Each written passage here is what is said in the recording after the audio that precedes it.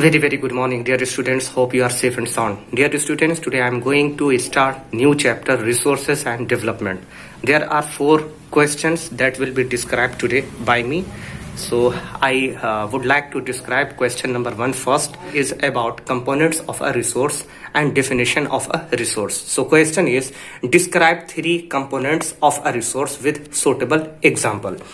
Dear students, before describing 3 components of a resource, I would like to describe definition of a resource first.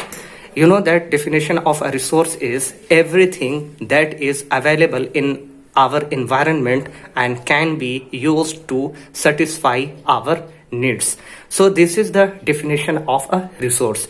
But there are 3 components and there are 3 conditions that is very necessary to term everything as a resource. So first component is technologically accessible. It means that everything that is used to satisfy our need will be only a resource when it is possible for us to get it with the help of technology.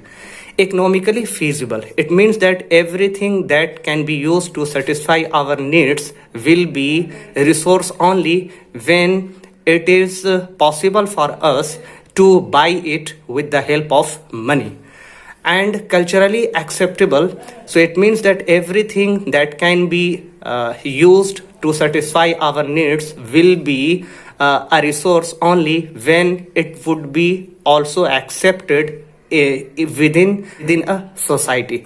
Just take example of alcohol. Alcohol is a resource because many people take it for different purposes. Alcohol is also used in in medicine. Okay, so alcohol is a resource because it can be obtained with the help of technology. It is also a resource because it is also it can also be purchased and bought with the help of money. It is not very much costly. Culturally acceptable.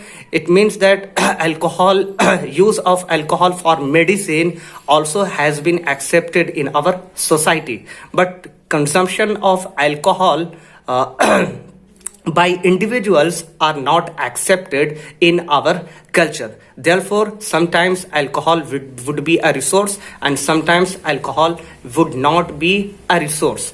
Because if any condition is not fulfilled, so thing never can be termed as a resource. This would be only a thing. Example of petroleum. We use petroleum as a fuel. It is also technologically accessible because we can extract petroleum from the earth with the help of technology. We can also buy and purchase petroleum with the help of money, and use of petroleum also has been accepted in our culture, in our society. And now I'm going to describe question number 2. Why are resources not free gifts of nature? Give reasons. So dear students, many people think that resources are free gifts of nature. So this is wrong to think, okay, because resources are not free gifts of nature, because these are actually result of the function of human activities. We can say that thing is available in our environment, but it is we human being that convert and transform thing into a resource, because there is a major difference between thing and between a resource. Thing is stuff and a resource is a thing that can be used to satisfy any needs. And it is technology that is used by human being to convert a thing into a resource. So therefore, resource is result of the function of human activities. Second point is human as major components of a resource. Human being is also a major component of a resource, because without help of human being, nothing can be converted and transformed into a resource. It is human being that utilizes thing and that converts thing into a resource. Third point is interactive relationship between nature, technology and institution. Being converts a thing into a resource after interactive relationship between nature, technology, and institution. I am also describing this line with the help of example. Take example of petroleum. So petroleum is a natural resource because petroleum is found inside the earth. So it is a natural resource. Okay. So but human being cannot extract petroleum without technology. So with the help of technology, human being extract resource from depth of the earth, and after that human being also use many machines and many machines to purify this crude petroleum, to refine this petroleum. So crude petroleum is the example of nature, and technology and machine that is used to extract petroleum from inside of the earth would be example of technology, and industry, factory, and bank would be example of institutions, because human being needs money to operate all the technology and to get all the technology. So bank is the institution that provides money to discover things or to invent things. So this would be example of nature, technology, and institutions. So this is the interactive relationship between nature, technology, and institutions that result in a resource. It means that without interactive relationship between nature, technology, and institutions, nothing can be termed as a resource. I'm going to describe question number 3. What do you mean by national resource? So definition of a national resource is very easy. Resources found within political boundaries of a country is known as a national resource. For example, territorial water up to 12 nautical miles or 22.2 kilometer miles is also a national resource.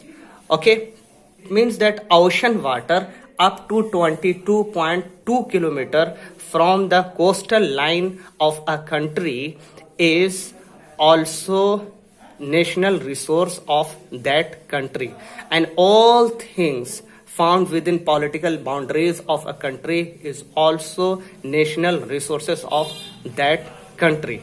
Okay, third point is legality over public property, and government of every country is also having legality over public property. It means that government of that country can utilize public property for public uses, public property for the welfare of country. And now I'm going to describe question number 4. What are international resources? International resources are resources that are owned by every country of the world. So first point is international ownership. Okay. Second is oceanic resources beyond 200 nautical miles of special economic zone or 370.4 kilometer. It means that oceanic water 370.4 kilometer from the coastline of every country is known as international resource. All the resources found in oceanic water beyond 370.4 kilometer from coastal line of a country will be owned by every country of the world. Okay, but no country can utilize those resources without approval of international institutions. I am giving example of United Nations Convention on the Law of the Sea. So this international body regulates all the functions of international law of the sea.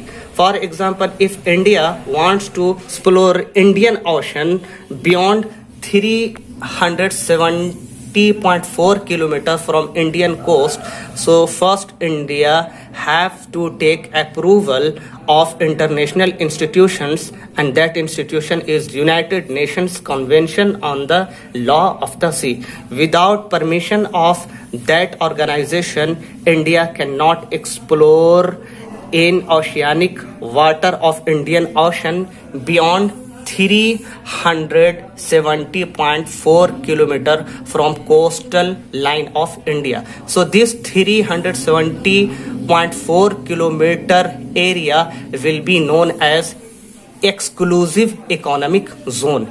Exclusive economic zone. So India can explore and India can discover whatever India wants, but only India can explore within 370.4 kilometer of the area of Indian Ocean, because that area has been given to India by International Organization, United Nations Convention on the Law of the Sea. But beyond that area, if India wants to explore, so India has to take permission from that organization. So this is all about international resources. I hope that you understood all the points very well. Thank you. Bye.